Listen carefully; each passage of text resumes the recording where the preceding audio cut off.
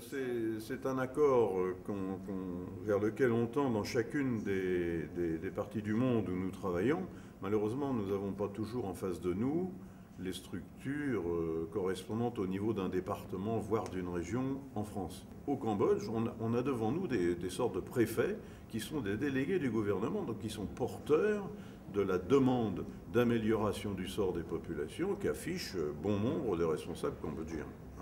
Donc nous, on passe cet accord, cette convention qui nous engage, mais qui engage également le préfet représentant l'État sur la région du Siem. Nous mettons en place une politique où nous subventionnons les associations, notamment les ONG. Vous savez que dans notre nouvelle forme de coopération, nous passons par une ONG majeure et qui procède à une éducation des cultivateurs, de la formation, une rentabilisation des sols, une maîtrise de l'eau courante potable et une maîtrise des eaux usées afin que la pollution n'aille pas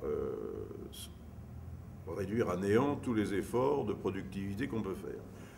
Deuxièmement, un encouragement très fort vis-à-vis des partenaires économiques du pays à cibler les produits qui sont les plus usuels pour les régions grosses consommatrices comme la région des temples d'Angkor, etc.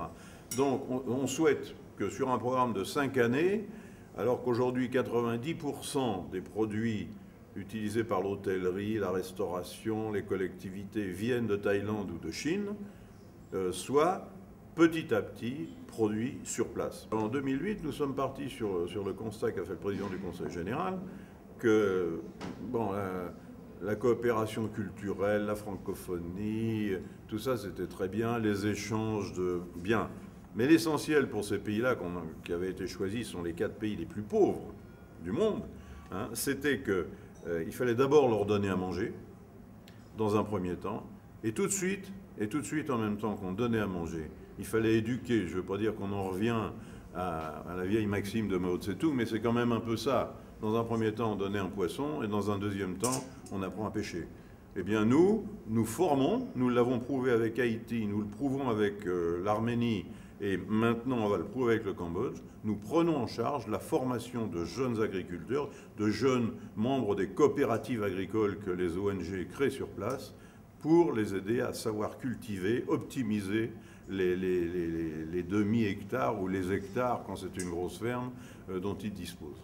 Et nous avons bien l'intention de passer une convention avec un représentant du département des jardins en Haïti. Dans mon esprit, et dans l'esprit du président d'ailleurs, pragmatique, mais pas à n'importe quel prix, et à condition que l'homme, l'être humain, reste au cœur des préoccupations.